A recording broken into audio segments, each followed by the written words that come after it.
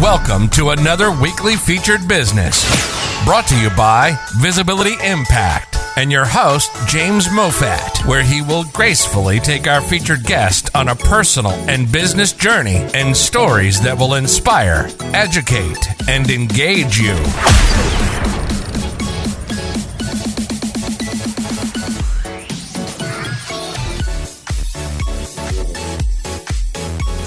Okay, so welcome to another featured business brought to you by Visibility Impact and your host, myself, James Moffat. We have today our 92nd guest, a bit of a pause because of the summer holidays, but you are our first one back from, well, my summer holiday anyway. And a lot of people can't make it today because they're on their summer holidays. So we do have a recording of Emily, who's going to be singing to kick this off, and then we'll come straight back to Isabelle, who's our 92nd guest, right? So if you just want to hang on a minute, and I'm just going to switch over to the other screen, and we will bring in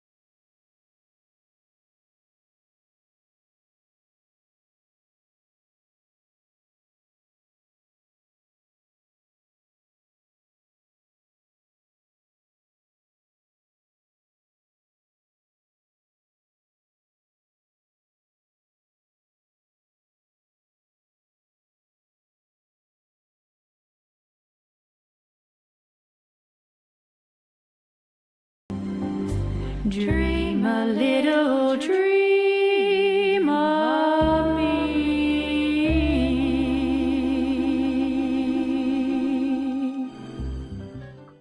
Okay, so here we go. So that was Emily. She couldn't make it, and I was wondering, do you know when you see the video and you're trying to do a video first morning or late at night, and you're hoping that there's no one going to be there, and then you see kids and things playing in the background, and you think, get out the screen. But anyway, I bet she was like thinking about it. But I mean, she does all that editing herself, so I mean, it's pretty good, because when you have to, the background singing as well is her recording that multiple times. So very clever. But anyway, so that is Emily. So she normally sings live every week when she can make it. So, Isabelle, you are our 92nd guest, and we want to know your story. So where you're from, where you grew up, where you are now, what you're doing, and some memorable kind of stories on that journey. So, Isabelle, I'm going to try and pronounce your name. So let's see if I can get it right. Isabelle is correct for the first part. Right.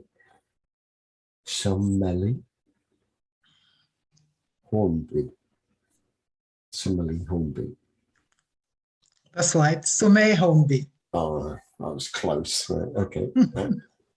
That's the problem when you have so many international guests. I can never pronounce the name. I'm used to the John Smith kind of names, right? But that doesn't work really. Paul Bishop I can get right. But anyway, so as our 92nd guest, we want to know your story. So let's make a start. So I'm just going to put my view on you so we can see you in more detail. So if you could just tell us Isabelle, where are you now and where are you originally from? I actually live in the UK at the moment, in England, and I actually come from a Caribbean island in the West Indies, and it's the French West Indies, and it's called Guadeloupe. Guadeloupe, which I've never heard of. I had to look it up. So it's actually a French island? Yes, it is a French-speaking island. But it's actually a French island, actually. It's not just a French-speaking island. It's a French island. It's part of the overseas French department, of France, basically. And so the people there are not just Guadeloupean, they're actually French. My nationality is French. Ah, so then when you mentioned about going to live in France, it was easy. Yes, because it was easy. You have a French passport. That's right. So that means you have a European passport as well.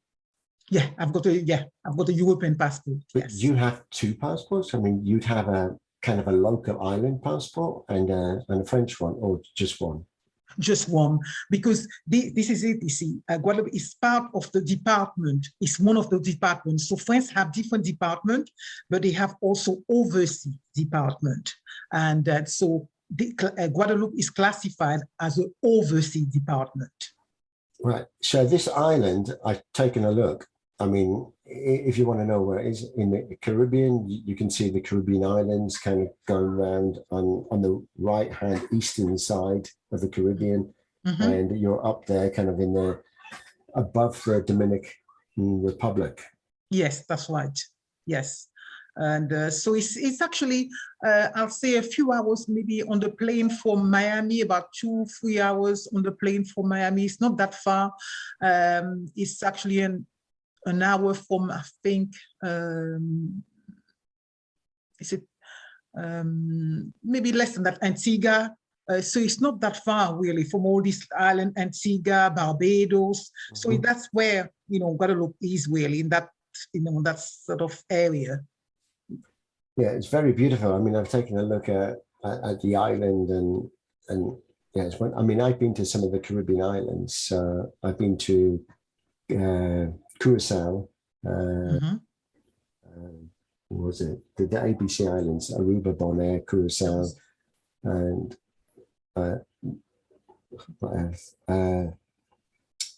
what's it? Bermuda. That was Bermuda. Bermuda, although that's a bit further up. I mean, so the link between them, I mean, if you're flying, is typically through Miami.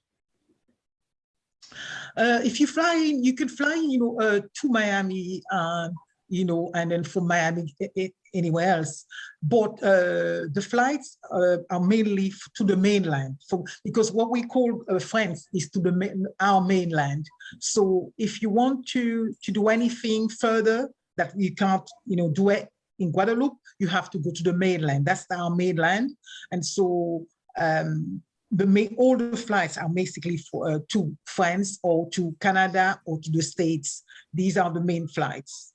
Okay. Anyway, we're not going to talk about that too long. I want to know, you mentioned now that you're in the UK. What part of the UK are you in? I am actually in Cheshire, which is like in the northwest of England. Right. So for those that don't know, where is the biggest city? The biggest city near me, where yes. Yeah, the biggest one is Liverpool. Oh, Liverpool. Yes, I live in Warrington, so it's Liverpool is half an hour away from me, and then I'm also half away from Manchester. Oh wow! So how long have you lived there now? I've lived there for 5 years. Right. So do you understand the accent of people? Yes, it's quite easy really, because I've been in England over nearly 30 years. Sorry, how long? Over 30 years. 30 years? Yes. Wow, I'm thinking kind of you were fresh there a few years ago. Not at all. Okay, so you're going to take us on a journey. So I want to know, right now, 30 years away from the island. Right, so let's go back to the island and so your childhood. So growing up, do you have any siblings? Yes, I've got four brothers. Older, younger?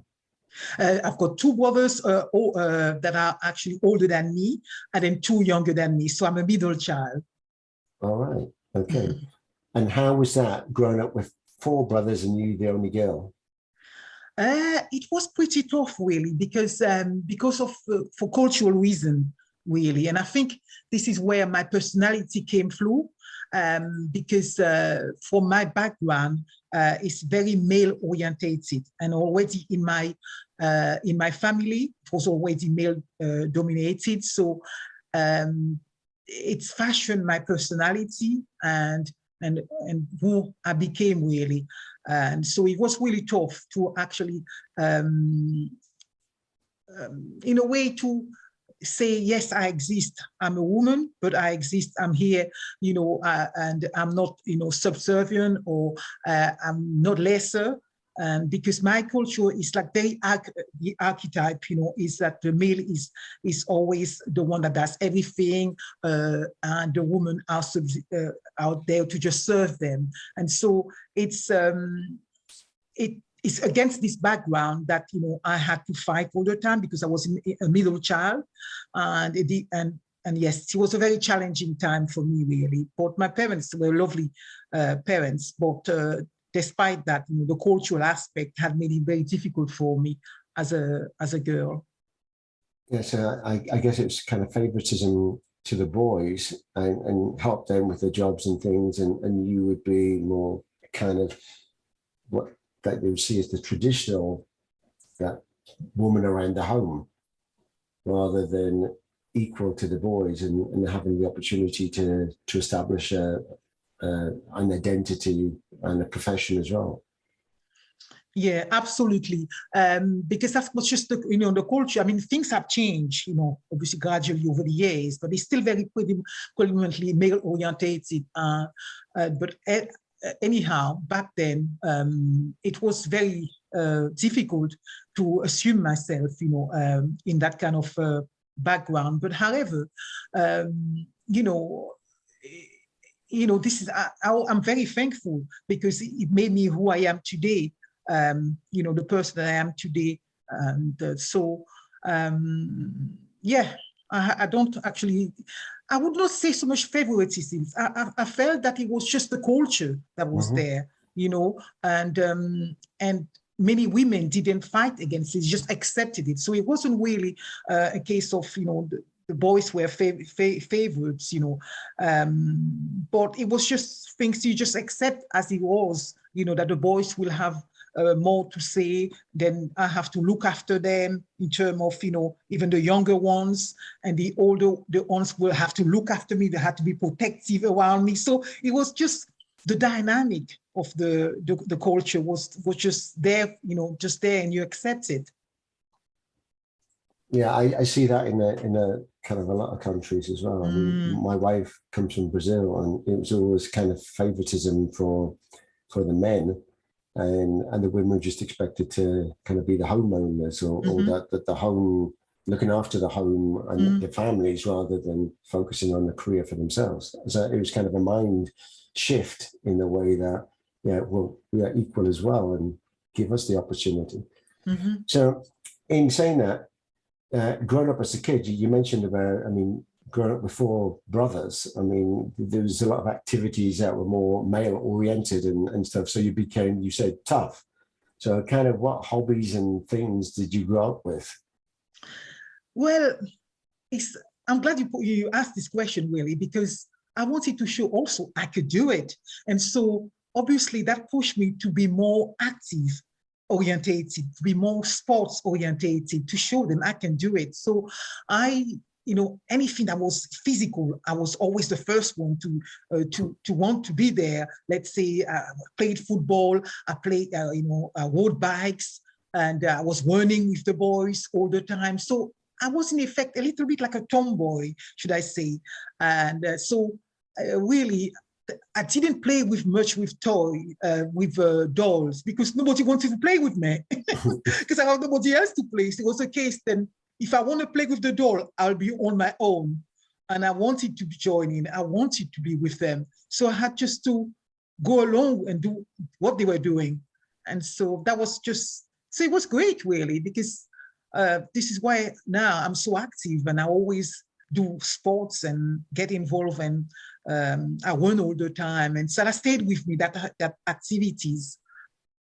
So you said you're very good at sports. You couldn't have joined kind of the sporting teams for the island and represented the island.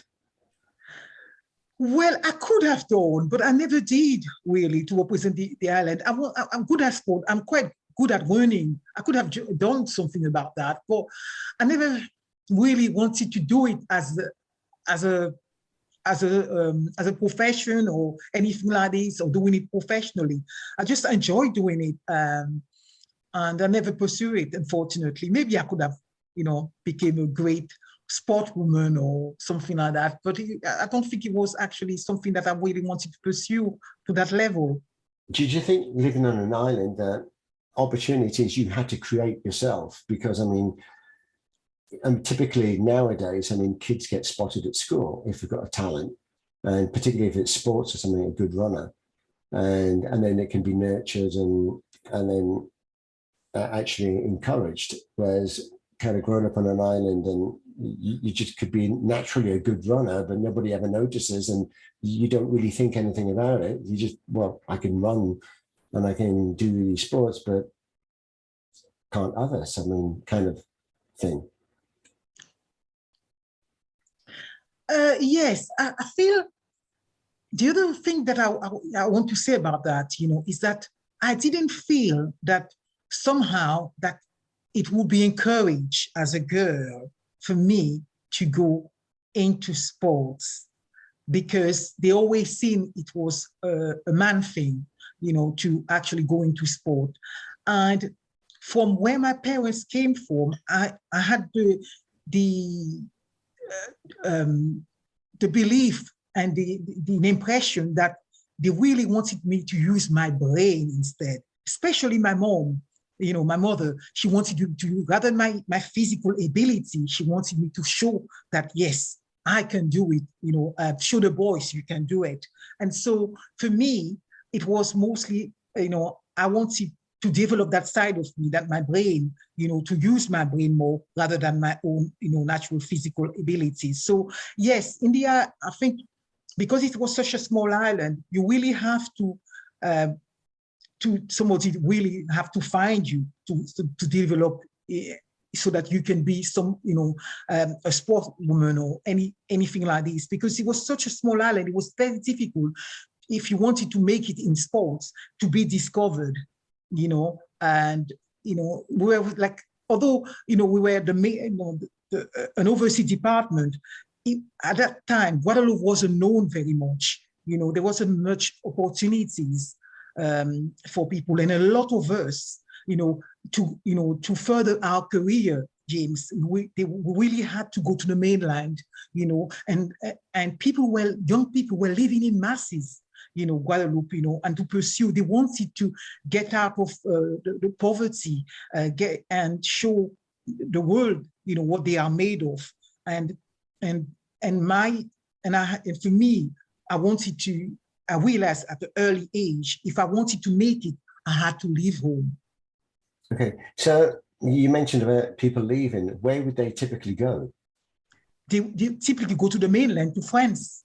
All right, so when you say mainland, you mean France, because you're basically a French colony. Yes, yeah.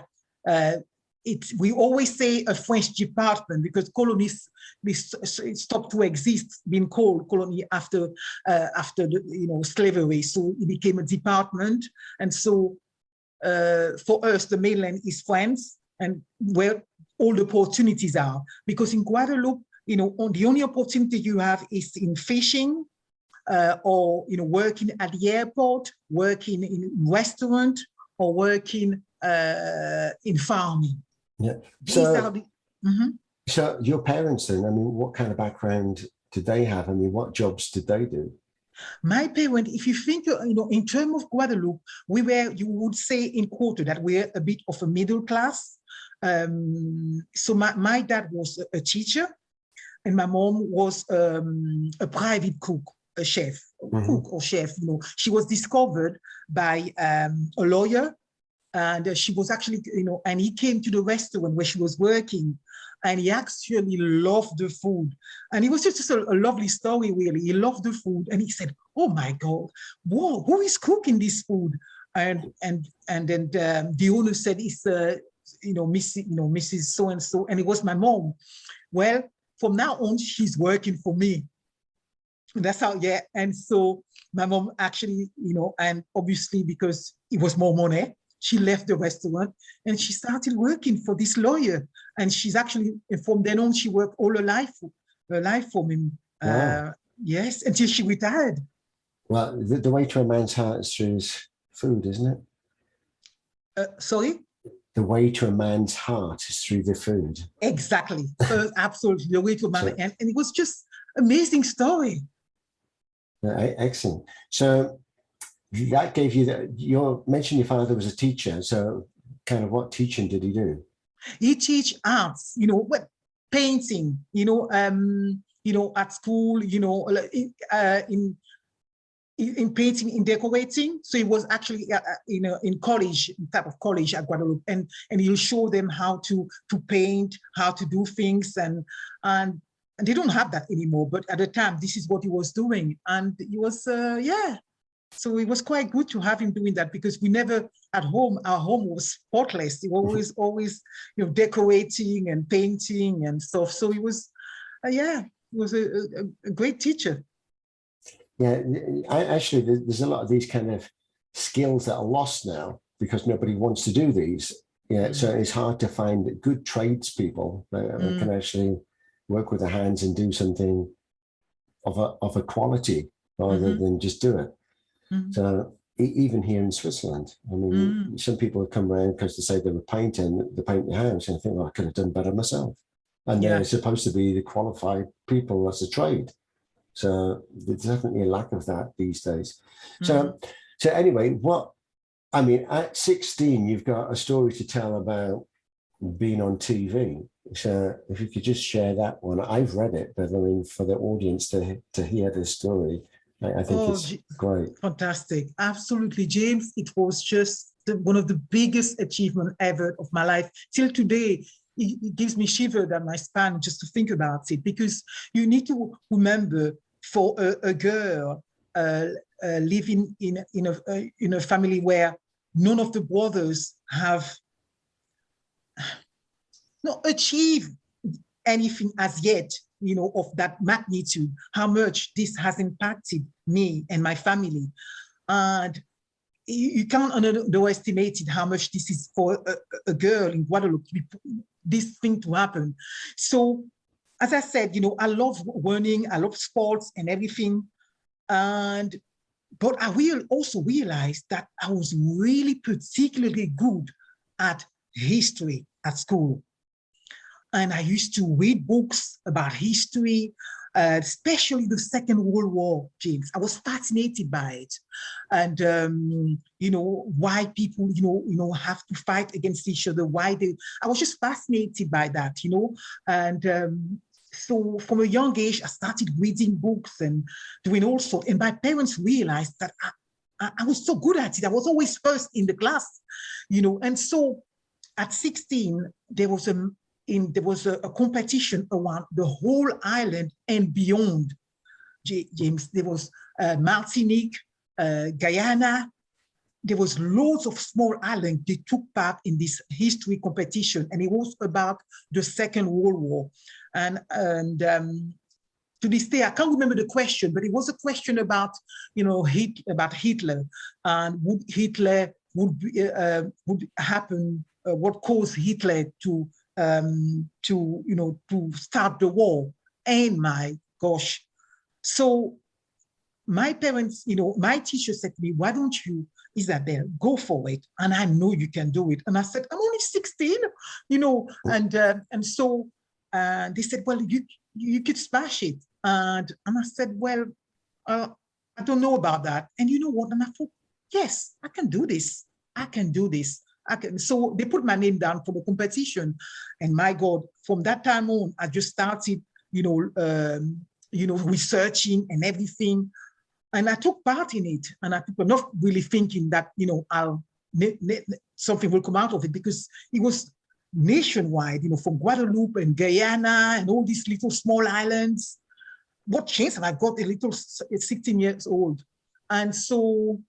So was there an age, category for this, and before you get to the kind of the punchline and the excitement, I just kind of deviate a little bit. So was there, a criteria in the way that you had to be a certain age? It could be open to boys and girls. And why in particular was it about history on this particular subject?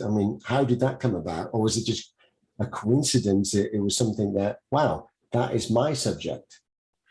I think it was a coincidence that it came out, the competition that came out, and so because I realized it's my subject, I could, I could do well in that, because at the time they were doing a lot of competition, competition on different things, on different geography, on different things. But this year particularly, they did one, and it was for 16 years old, to 16 to 18.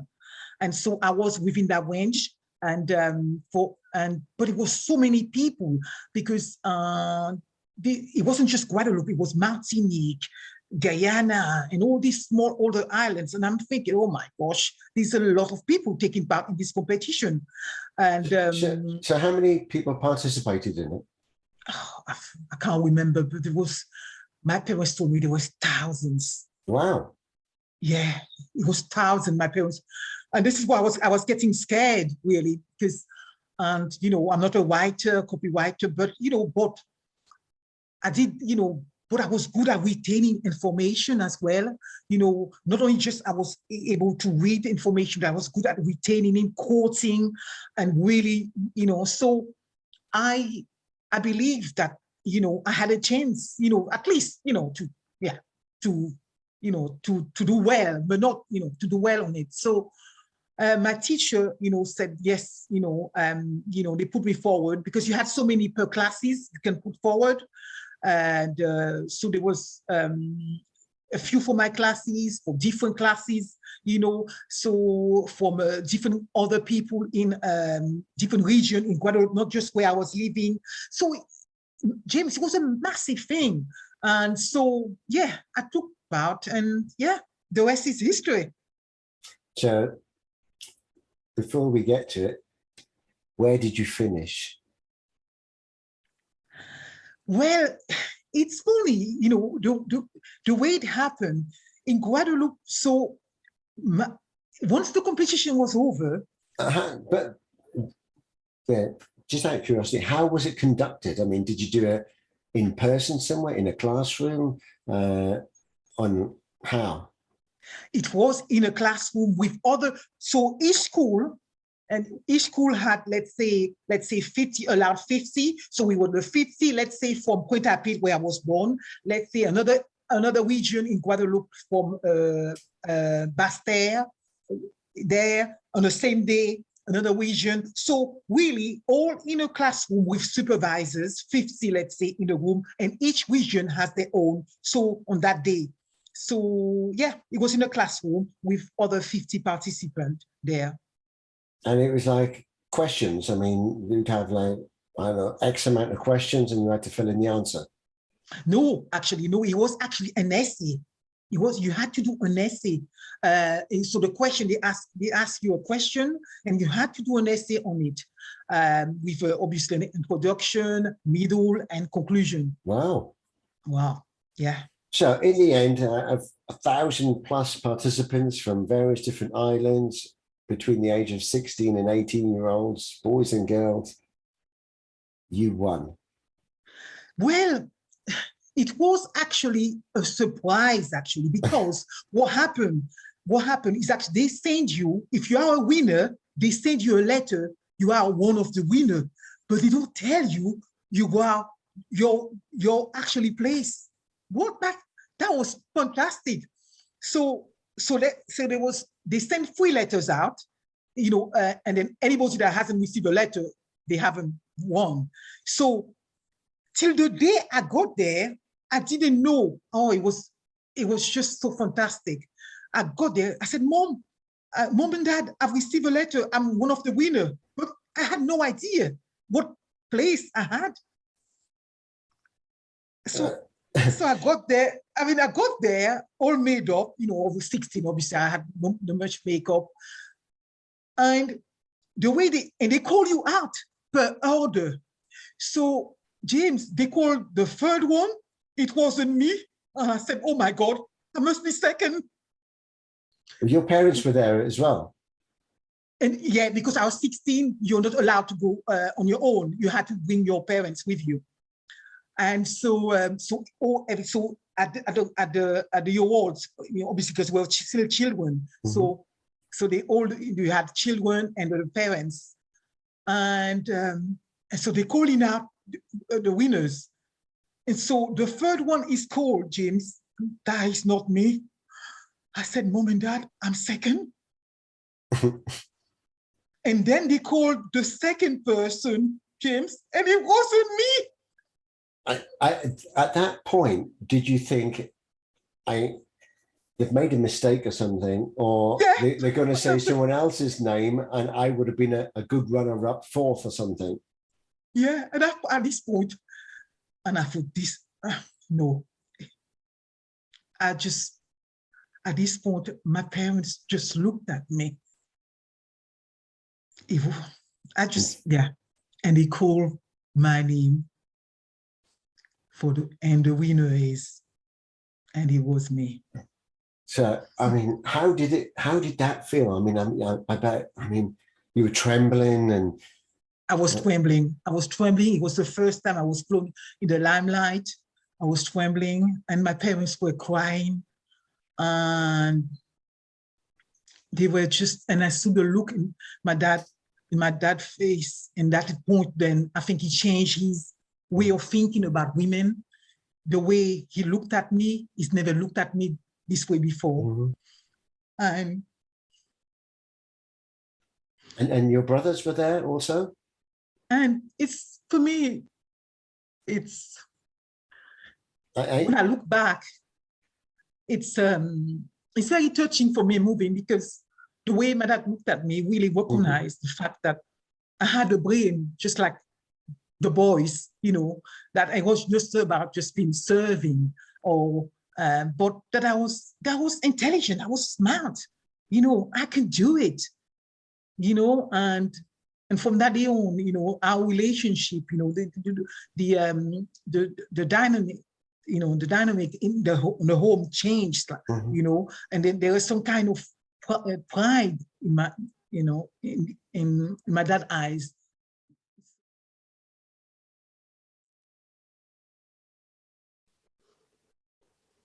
Okay, so Isabelle, you were just telling us about the story of when you got notification that you were a winner for the competition that you entered about history.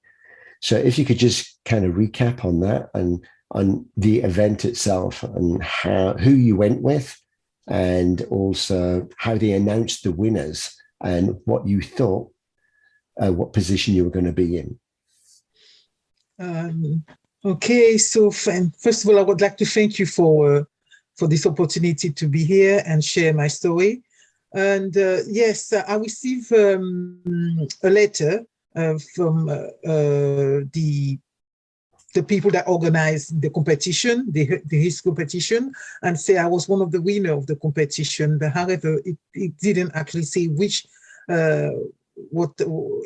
it was I was a second, third, or first, but so anyhow, I went with my parents, and they had limited amount of people that can come to the award anyway. So it was 3 of us. We went there, and when I got there, and the winner, as they were announcing, they just said third, it was me. Second, it was me, and I was, at this point, I was really shaking because then more than likely, then I was going to be the winner. The second was announced, and then the first was announced, and obviously then I realized it was me. And so it was a real shock to me to be the first. And I received my prize with grace, and I was given to me by the 𝗘𝗔𝗖𝗛 governor, and she was a woman, so I was quite proud. And my parents were really proud, and my dad was really proud, and he had a look on his eye of pride, and that I never had him, seen him before in his eyes. When he looked at me anyway. He had that for my older brothers, but for me, it was the big difference that day. And then yes, so it was a memorable moment. So out of the thousands of people that participated over the different age groups, you never thought in your wildest dreams that you're ever going to be the winner? No, I never thought, no. And so you turn up there with your parents, expecting maybe third place if you're lucky, and then you come away with the first prize. So congratulations. Thank you. So from that was kind of a turning point in your life as far as your relationship with your father, because he had, I mean, as you mentioned earlier, you mentioned that kind of the males and in the family always kind of get the priority because of the cultural way of life. And now you've gone there, you've excelled, you've not just shown that you're more than capable, but you actually come out as the winner. So the relationship moving forward with your father was completely different. So can you explain what changed in him to see that? I think what changed in him really, he began to really put me somehow first. He began to really show his emotions towards me more, to take, to listen to me or to pay more attention to me. So at some point from then on, somehow I became a kind of favorite to him. I can't explain to you exactly what he meant, but he became to really paying attention to me or listening to me, asking me to do things really that, my opinion mattered, my opinion started to matter to him. If he was going to do something and he would say, what do you think of this? I would join in the conversation. So to me, that tells me it really thought that, I was clever enough for me, and then that if he needed some advice, and he wasn't sure about something, I was good enough for him to ask me to do so. So our relationship, the dynamics of our relationship totally changed. And my brother started seeing that possibly that it was them, I was taking their place in many ways. in the eyes of my father. But how did they feel? I mean, did they feel some jealousy there, or did they feel, I mean, elated as well in the way that congratulations that our sister has achieved this and is kind of the star in the family? I think for the eldest, for them, they felt jealous. But the youngest, I felt, all of a sudden, not only they started seeing me as a role model, and that I will look after them, that I know everything, and all of so I think the elders felt that, really they should be carry on, the torch and be there for my dad. And but I think, for my younger brothers, they just saw me as a role model, and yeah, so being in the middle, it sounds like to me, I was like seeing differently in the eyes of my brothers. Excellent. So then moving forward, because there's a lot of story to tell, so we want to get to that, and also about what you're doing now. So we can't go into too much of the detail, although there is a fantastic story and I want to know more, but we can catch up on that later. So then moving forward, because you then left the island, so at what age did you decide to leave? And was this kind of the trigger point also that I am capable and I want to go and explore kind of the world? And you mentioned earlier about going back kind of to the mainland being France, because obviously the island is part of France. So at what age did you decide to do that, and how was that taken within the family? I think it was about 18, 19. I was just turning 19, 3 years after the event. I've done my A levels and I was ready. But I think I was somehow, my parents, I was grooming, particularly my dad, preparing the way that I was going to be somebody. I was going to leave. I was going to be the first one to leave home. So I was started thinking of, of ways how you could see that, by, my interest at school, the things. And he was quite aware that a lot of the studies that I was looking at were not in Guadeloupe. So in his mind already, he knew that I was looking far and beyond Guadeloupe. And so I was already putting the net out there that this is what I like, this is what I want to study. And so when it finally came, 3 years I left, it was still a shock for my parents, but particularly, and this is what it left with me till today now, is that my dad was completely, he was a broken man, absolutely broken. And I didn't expect that. My mom didn't expect that, but he was a broken man. I've never seen anything like it. On the way to the airport, when we left, he was a broken man. Until today, he still is, because I left, and because he's built that relationship for 3 years between us, and it was changed, and he felt that something left. I brought so much in those 3 years to him, and he found it difficult to come to terms with that I was going to leave and he was going to be left with all the boys. And that, yes. So, and then that, yes. So I left. I was at that age 19, and I went to Paris, to meet with my cousins, because I had cousins that was living there. So to make my life a lot easier. But Paris was a lot completely different from Guadeloupe. And I had anyway chosen to go to Nice to make because of the weather was like in Guadeloupe. So it was like for me it was just a transition, Paris, and then I took another plane to Nice from Paris. I stayed a few days in Paris with my cousin, and then I went to Nice to carry on my studies there. Okay, so Nice, did you have relatives there as well? No, I didn't. And I didn't. I was all alone there for the first time. However, the weather helped me. And so that was quite nice. It was a nice adjustment for me. So I was all alone in the student hall, yes, for the first time. Okay, so how long were you there before you then moved again? To the UK, I was there for 2 years to my study. for my study, 2 years. Right. And then you moved on. I mean, I obviously want to know more about Nice. I mean, I've been there on holiday and for business trips there as well. It's a beautiful place.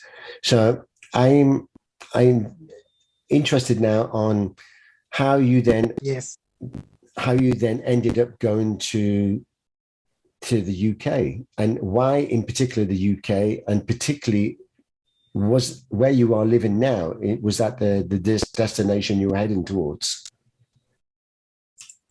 No, not at all, actually. It was actually because I was studying English and Spanish, and I wanted to improve my English. And there was an advert at university asking for a French au pair in Manchester, and I applied for it. Again, there was so the law of attraction somehow. There was loads of students applying for it, applying for all these jobs abroad, and I got it. It was an advert at university, and I got it. And I went for the interview, and the family absolutely loved me, and they offered me. It was actually in West Tisbury. It was quite upmarket, and the family absolutely. They said they've had so many applications, so many people from the university in Nice, and the reason why they applied for Nice because they were churchgoers, and they had a church in Nice, and that's why they put the advert in there, because they were so they had like affiliation, and so they put an advert there because they wanted somebody that was Christian, and I was Christian, and so like that. So, but they had many applications, when we had the interview, and they just absolutely, and then that was it, and I came to the UK. So the interview that you had was like a telephone interview or something, or in those days, I mean, did you use kind of a like video like now, or how was it that you kind of attracted their attention enough that they said, wow, we've got to have you? They've actually, it was actually an interview in person. They've actually, in person. So I had to actually make the journey to actually the UK. So that was quite daunting, so, and yeah, so in person, they've actually paid for the flights and everything. So it was in person. So, and yeah, I think before that, they also spoke to me as well over the phone. So they had a good feeling about me. So they were willing sort of, to pay and see me and face to face, and it worked. And then they offered me the job, and I left the university and came back for good. Excellent. So how long were you there for in with this family? I was there for a year, more than I should have been. It was supposed to be 6 months, but they extended it for 12 months. And after that, I just thought, I actually love it here. I don't really want to go back. And so I actually didn't finish my studies, and my parents was really quite not happy about that. And so I stayed for good. So was the idea, like when you did leave, I mean, particularly for your dad, that you said, don't worry, I will be back, and yeah, I'll just do the studies and everything and then come back to the island, and then you decided that you kind of fell in love with the UK, that you ended up staying there? Mm-hmm, mm-hmm. Yeah, it was hard, but I think by this point now, my father had readjusted, to not having me anymore. But so he realized at this point that he had to let go and let me, live my life, and he had total faith in me. I was going to succeed. Whatever. From that point, he was really he knew that whatever I was going to do, I was going to succeed. I was going to do whatever I wanted to do, and I was quite resilient. I was going to succeed. So I think the fear of something happening to me gradually, faded away. So he had just total confidence in me by then. Okay, so let's fast forward a bit now to so you're married. Mm-hmm. So you I'm got married, married. yeah. Right, Mm-hmm. congratulations. And your husband is from the UK, Mm-hmm. right? And did you get married in the UK, or did you go back to the island to get married? No, we got married here. We got married here about 17 years. 17 years ago. 15. 17 years ago. No, sorry, 15 years ago. Oh, 15 right, years ago. 17 years together, but 15 years ago. And yes, so it's been a while. Right. And your parents have been over to see you, I guess? Yes, they have. They have actually practically, it was practically every single year, but lately as they get older, they stopped. And, so yes, they have been here and they are quite happy to see me here and doing well. And yes, so that's really good. It's been a turnaround. Excellent. So now living in the UK, I mean, you have plans to go back to the island, or you're quite happy staying in the UK? We have got plans. I have got plans to retire in the island. So we're planning to build a home because my family has land. So we plan land, inherited lands for my grandparents. And so we have got a lot of land. So I have, should I say, the side of my family. And from both sides, actually, we've got land. So yes, so our plan is to build a home on our land.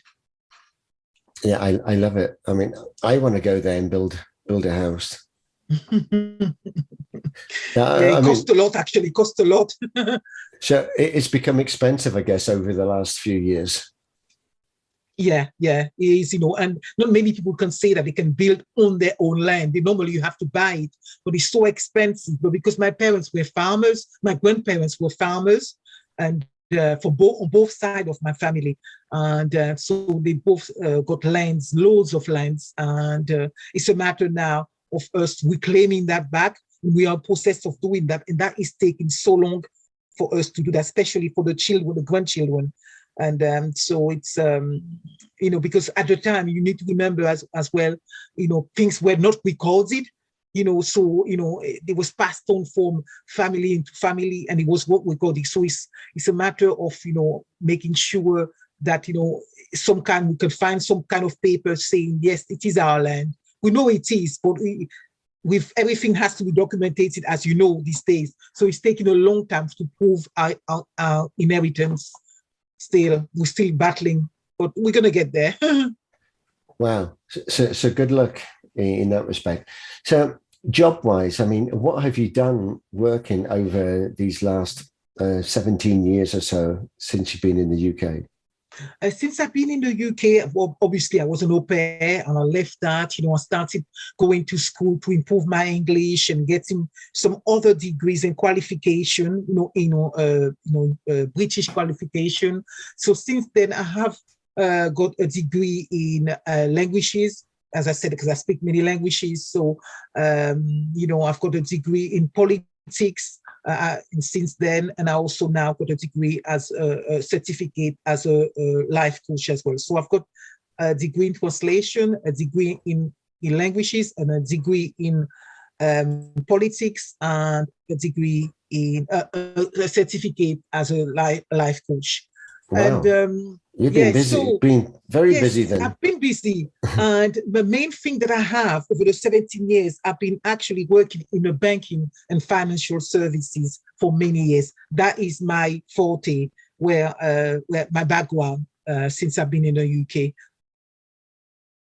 All right. So now, I mean, so you've done all of that. You've got these certificates. I mean, you mentioned kind of life coaching and also banking and stuff. So you decided to start your own, you come away from kind of the corporate world and then to create your own business.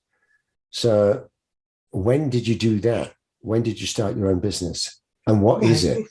What is it? Yes, that's why. So I need to tell you a bit more about that, actually. So 2 years ago, I left, I've been for being so long in the corporate world, probably I'll say I've been in the corporate world since 2003. So we're talking about nearly 17 years I was in the corporate world, and so it has been difficult for me to progress and advance. And I did advance to, I'll say, to a mid-senior level in the corporate world. So, but it has been difficult. I have found a lot of barriers, for me to progressing. At first, I thought this, to be honest, I came across it. It wasn't a career that I planned to do, but I just came across it somehow, and I just stayed in it, and that's how it happened. However, 2 years ago, I decided to have had enough. I wanted to leave because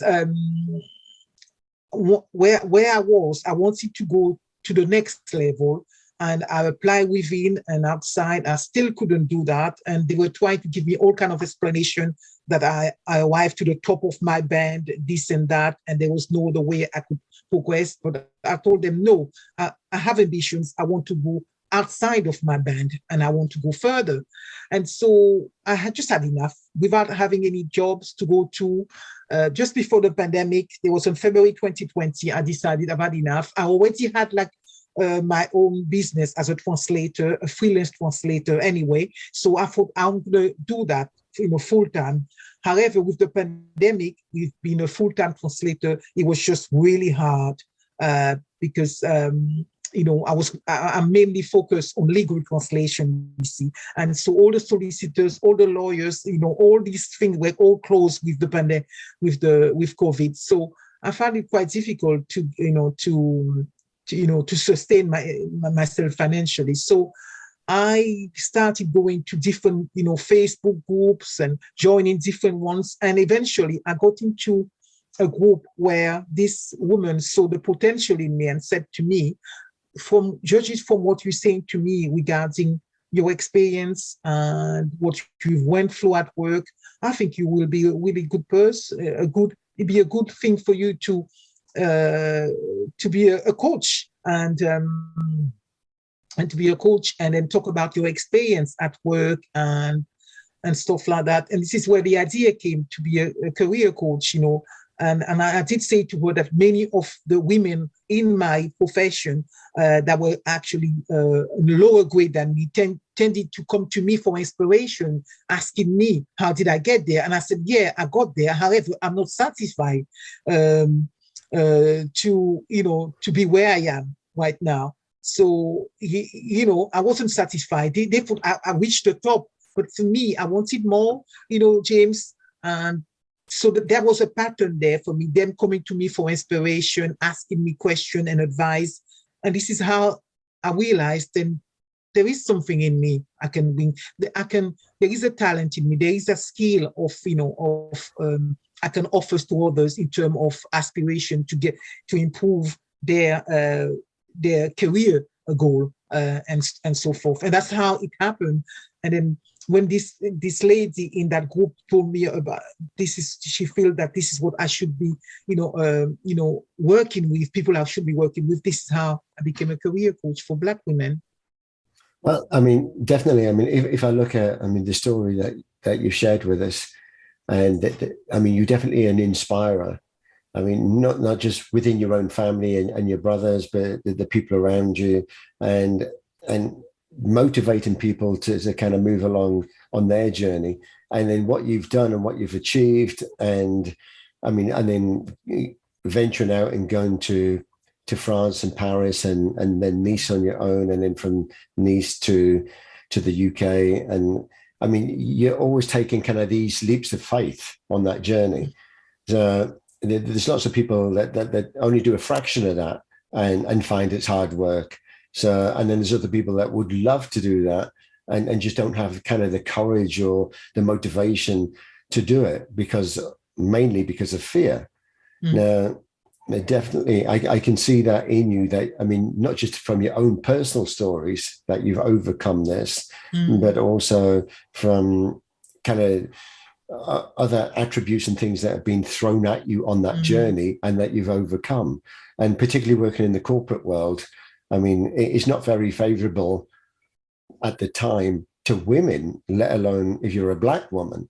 So, to kind of get to where you were when you left and then find that you can't progress, then yeah, that's another challenge. So I admire what you've done so far. So now tell us, because of the coaching definitely appealed to you. So you did some kind of career coaching, I guess it's personal development coaching as well. So, and then tell us, what's the name of the business? Mm-hmm. It's called Confident Women of Color. This is a limited company I created in July 2020. It's been 2 years now. So Confident Women of Color. Women of Color, yeah. Okay. Mm-hmm. And yeah, and so you've started that, and you're particularly focusing on any type of women, I guess. I mean, when you say women of color, I mean, yeah, I particularly focus on women like myself, Black women, mm-hmm. and several times I've been told that I am excluding others and I should be choosing another niche. But I feel that this is what my calling is, and because it's what my experience is. And at times it's been, to be honest, James, it's been really hard because although I've done my research and everything, I found that people, and I know there is a need for it. And, you know, and every time when I've spoke to different coaches, they try to tell me this is not the way I should be going, or I'm excluding others. But I think this is where I feel that the connection is where I feel I can help, and so, yes, it has been difficult for me to get like the support of peers, coach peers on that really, because they always feel that I exclude others. Yeah, I think there's kind of too much prejudice in the way that, why just Black women and not others? But then why not? I mean, you're saying it from a Black person's point of view, from your upbringing, from your cultural background and everything else. And it resonates a lot with you and how you could help other Black people. It doesn't mean that you're not excluding others. It's just that is kind of the focus and the core. I mean, it's like any coaching type of business. When people say, who are your clients? And anybody. Well, anybody can be nobody as well. Yeah. So isn't it best to pick kind of the niche, the area that you want to focus on and the reasons why you're doing it? And people can think what they want. I mean, not until people know. It's like the cover of a book. People claim that they know the contents of the book by the cover, right? They don't. They need to read the book. Mm-hmm. Now, I mean, having this opportunity to get to know you, I know and I feel the reasons why you do it. Mm-hmm. It's not because you're saying Black people are better than white or anything else. It's because you want to focus on them, because this is kind of from your background and what you believe and how you can help them, particularly because you've gone through it. Mm-hmm. And I find that the better coaches are the ones that have gone through a personal experience and they want to share that with others to inspire them. So rather than me waffling on, tell us now. So you've recently started that. So where are you on that journey? Well, absolutely. I would like to thank you just now, because it really means a lot to me that you said that, because because as you can imagine, I'm having a lot of challenges with that because I focus on that particular niche, as you just said. And where I am now with that is I'm experiencing a lot of challenges. It's been 2 years now, and I must say, I have been finding hard to find clients that will pay me for my worth, and the clients that actually want me to help them, and at times I've been so thinking, or maybe, this is a wrong niche. You know what you said, and stop talking, thinking about what people think, because of all the objections or the rejections I'm having, let's say, James, and that has been, but I thought, no, I need to stick to it, and stick to it. And, and until, until it works, then I'm not going to give up. Does it make sense? Because there is people out there, I know, because I have been through that must, need my help, and need me to help them in capacity in their work, help them progress and advance, and not to be swayed by other people or by all the rejections and all the challenges that I'm going through right now. So where I am right now is, and I'm after 2 years, I am just really still, I'll say, experiencing difficulty in, in establishing myself, in having an audience. This is where I am. So I am actually not really full-time working on my, as a coach, so this is actually part-time, and I am working from home in another capacity doing my translation. And, and so, yeah, so it's been, difficult, but I am committed to keep focusing on achieving my dream, which is to help Black women advance in their career. And that, until I do that, I'm not going to be satisfied where I am. I admire you, and I completely agree. And it is difficult. And the thing is, you have to focus on what you believe in, and also the reasons why you're doing it. And it's not going to be for everyone. And there's going to be people, I mean, it's like when you post something on social media, there's always kind of the naysayers or the people that object to it. Well, it's not for them, right? But it will be for people who are your ideal clients. Your ideal clients will be people that you're identifying that will have these challenges. And they want someone like you because you're very focused on exactly what it is. And with your background and everything, this is what you're selling or sharing, should I say.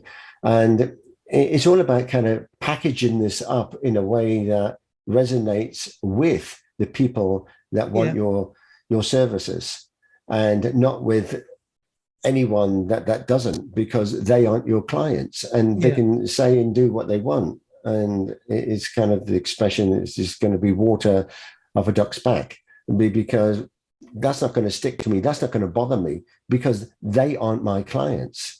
And there's always going to be people that want to upset others because it doesn't agree with their principles. Now, you've kind of got to ignore that, move above it, and use your kind of your higher frequency in focusing on, well, I'm doing this, and these are the reasons why I do it. And I don't care what the other people think. My clients are the people that need my help. And these are the ones I'm going to go searching for, or they can find me by the messages that I put out. So, I definitely admire that. And thank you.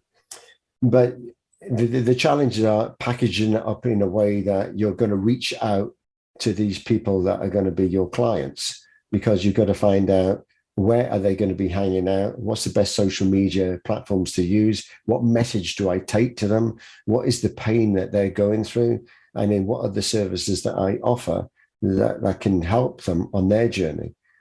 So not an easy task, but I mean, nevertheless, it's a journey, and it's something that if you believe in it, then everything is possible. And then from what I've seen with you, everything is possible. And you're not just a winner in a history competition, you're also a winner in life. And that makes a huge difference. And if people can see that and it radiates off you, then just by talking to you, you've already helped people because of the persona type of person you are, is making them feel good. So anyway, I know we're getting near the time now. So is there anything that you want to kind of leave us with? How can we check you out? What sites? I assume you have a website or something. Where can we find you? And kind of what would be kind of maybe a call to action, a closing statement that you want to leave the audience with? Well, I have got a website, which is www.confidentwomenofcolor.com. I'm also on LinkedIn. You could find me on LinkedIn. And so I can post that to you as well at the end if you want. Like, also, I'm also on Instagram and on Facebook. I've got a Facebook group called Circle of Confidence. You can find me on, you can join that. But my call to action, I have got a freebie that I can offer. but I mean, I don't know if I can send that to you via Zoom or afterwards. I can post that to you. And yes, so for anyone right now that is, for any, Black women right now that is actually they're facing difficulty in their career right now, especially if they are finding it hard, to promote themselves at work or to advance, look me up, because I have been there and I know what it's like, and I can help you find fight your challenges that you're going through and give you the step that will help you to get to get advanced and to get promoted, to get the job that you really feel that is going to be using leverage your talent and skills, and like I did myself, and because a lot of the time, it's you want to do something, but you don't know how to do it, and and having someone that have been there, can help you do, can make it a lot easier for you. Yeah, I think this is magical and beautiful what you're doing. Yeah, I will. I mean, I've got some of the links that you've already shared with me. Yeah. Already, so I'll put those in kind of the notes after this. Anything else that you want to share, I can add in there as well. Yeah. Yeah. And if people want to reach out to you, there's multiple different ways they can do that. And typically, I mean, offering. I mean, I typically offer, and many other coaches do it as well, like a free 15-minute or 30-minute consultation. So you can have schedule a call, book it in the calendar, and then have a call, and then we just talk and then find out, am I best positioned to help you? If I'm not, then I can maybe recommend someone else and stuff like that. So I think, like anything, it's good to talk to you first, and then see if there's that fit. If there's a fit, also kind of that emotional connection with the person. Like I just remember the story you said about the family in England when you first went there, that they kind of loved you. I mean, there has to be that connection when you work with people. And then when there is, then it's something you do together. It's not that you tell them, you've got to do this, this, this, and this, and then they're more confused. It's about kind of doing it together, identifying what the challenges are, and then working on a plan that's going to move them away from that to something much more rewarding. I love the work that you do. I've taken actually a look at your website.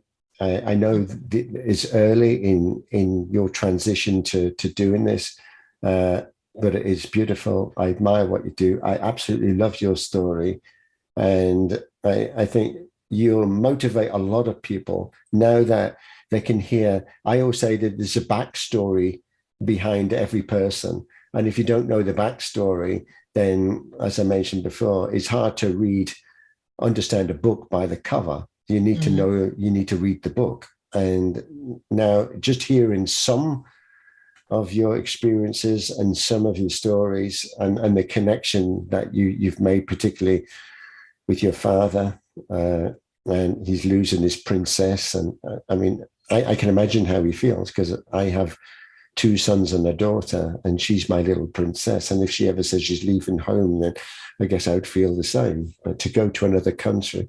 So I as I said, I absolutely love what you do. So just closing this now, I will share everything in the links. I'll give you the recording of this that you can share also with friends and family, and you can use it for your own promotional work. So once again, Isabelle. Can I just say something as well? You just said, I also offer as well, a 30-minute also the strategical career strategical. I can also put also my calendar as well. I'll give you a link to my calendar as well. Because this career strategical is actually 30 minutes and it's free. Like you said, it's about, I tend to use it for finding out about the person and to see whether we have that connection, as you said. Exactly. It works both ways. And I think with a calendar link, I mean, I use Calendly. Yes, so do I. And with a calendar link in a Zoom call, you're kind of both going in there on a mutual basis. And it is about getting to know each other. And then you decide, well, no, I don't want to work with that person. Or, oh, wow, that connection. You can actually develop so much more than maybe what the initial intention was. So, I think that's fantastic. So definitely share that. And I'll put them all in the notes. Yeah. So, Isabelle, you've been our 92nd guest. Right? Absolutely magical. Thank you very much. It's been a pleasure for over the time we spent. It's been an absolute pleasure, just sharing. Because I was speaking to my husband the other day, and I said I've not shared that story for such a long time. I was so emotional because it was such a long time I've not shared that story. So thank you for allowing me, give me the opportunity to share this story, which is very personal to me. Yeah, no, an absolute pleasure, and this is why I do this show. And it's to share the stories. I want to know the person, and I want to know kind of the background story. I want to know where they've come from, what were their turning points, what were their challenges, how did they face things? Because it's these stories that inspire others. Just listen to your story alone motivates. And if you can help motivate someone from feeling either depressed or feeling down or feeling it's kind of a blue day today, and this is going to pick them up because you're proof that you can do something, and what you've done on your own, a long way away from a little island in the Caribbean, right? It's a testament to how brave and fearless you can be if you believe in yourself, and you do, and you've achieved a lot. Your journey hasn't ended yet. This is just another stepping stone on that path. Thank you very much. And I mean, I wish you all the success for the future and to stay connected. I mean, yes, I will. I want to know this time next year where you are and kind of how it developed and what the clients think of you, and to offer also any guidance that I can help you on your journey. It's all about helping one another. And this is why we do it. Yeah. So, okay. Thank you. I'll bear that in mind, James. Yeah, you're welcome. So have a beautiful day. And thank you once again for being my guest. Thank you. It's been a pleasure. Thank you. Okay. Thank you. Goodbye. Bye. Bye. Wow, that was another featured business brought to you by Visibility Impact. If you'd like to be our next featured guest or learn how James Moffat can help you leverage on the art and power of interactive storytelling for your business, reach out and schedule a call now.